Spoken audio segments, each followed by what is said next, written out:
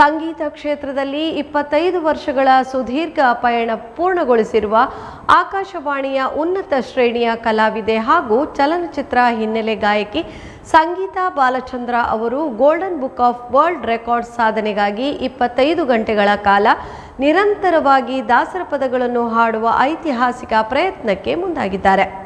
Bima jewellers ಪ್ರಾಯೋಜಕತ್ವದಲ್ಲಿ ನಡೆಯಲಿರುವ ಈ ಗಾಯನ ಕಾರ್ಯಕ್ರಮಕ್ಕೆ ಪಂಚವಿಂಶತಿ ಎಂದು ಹೆಸರಿಡಲಾಗಿದೆ.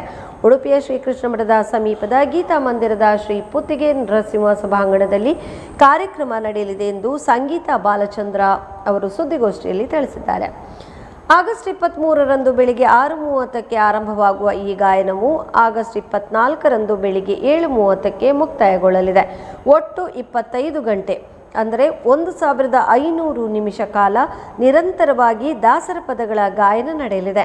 ಕಾರ್ಯಕ್ರಮದಲ್ಲಿ ಸಂಪೂರ್ಣವಾಗಿ ಹೊಸದಾಗಿ ಸ್ವರ ಸಂಯೋಜನೆ ಮಾಡಲಾಗಿರುವ 250 ದಾಸರ ಪದಗಳನ್ನು ಪ್ರಸ್ತುತಪಡಿಸಲಾಗುವುದು.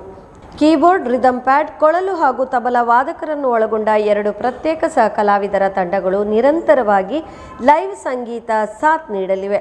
ಮಹಿಳಾ ಗಾಯಕಿಯೊಬ್ಬರು ಪ್ರಮುಖವಾಗಿ ದಾಸರ ಪದಗಳನ್ನು ಆಯ್ಕೆ ಮಾಡಿಕೊಂಡು ಇಷ್ಟು ಸುದೀರ್ಘ ಅವಧಿಯವರೆಗೆ ನಿರಂತರವಾಗಿ ಗಾಯನ ಮಾಡುತ್ತಿರುವುದು ರಾಜ್ಯದಲ್ಲೇ ಅಪರೂಪದ ಹಾಗೂ ಮೊದಲ ಪ್ರಯತ್ನವಾಗಿದೆ ಎಂದು ಅವರು ಹೇಳಿದರು. ಕಳೆದ 25 ವರ್ಷಗಳಿಂದ ಈ ಸಂಗೀತ ಕ್ಷೇತ್ರದಲ್ಲಿ ಸೇವೆ ಸಲ್ಲಿಸ್ತಾ ಇದ್ದೇನೆ. ಆಗಸ್ಟ್ 23 ಅವತ್ತು ಪಂಚವಿಂಶತಿ ಹೇಳುವಂತಹ ಒಂದು ಕಾರ್ಯಕ್ರಮ ಮಾಡ್ತಾ ಇದ್ದೇನೆ. ಇದರಲ್ಲಿ 25 ಗಂಟೆಗಳ ಕಾಲ ನಾನ್ ಸ್ಟಾಪ್ ದಾಸರ ಪದ ಗಾಯನ ಸೋಲೋ ಪರ್ಫಾರ್ಮೆನ್ಸ್ ಅನ್ನ ಮಾಡ್ತಾ ಇದ್ದೇನೆ. ಈ ಕಾರ್ಯಕ್ರಮದಲ್ಲಿ 250 ದಾಸರ ಪದಗಳು ಬಿಟ್ಟು ಬೇರೆ ಯಾವ ಸಾಹಿತ್ಯವನ್ನು ತೆಗೊಳ್ತಾ ಇಲ್ಲ. ದಾಸರ ಪದ ಮಾತ್ರ. ಇದಕ್ಕೆ ನೂತನವಾದಂತಹ ರಾಗ ಸಂಯೋಜನೆ ಮಾಡಲ್ಪಟ್ಟಿದೆ. ಇದನ್ನು ಪ್ರಸ್ತುತಪಡಿಸ್ತಾ ಇದ್ದೇನೆ. ಆಗಸ್ಟ್ 23ನೇ ತಾರೀಕಿಗೆ ಬೆಳಿಗ್ಗೆ 6:00ಗೆ ಪ್ರಾರಂಭಗೊಂಡ್ರೆ ಆಗಸ್ಟ್ 24ಕ್ಕೆ ಸಾಧಾರಣ 7:30 ಗಂಟೆ ತನಕ ಈ ಕಾರ್ಯಕ್ರಮ ನಡೆಯುತ್ತದೆ.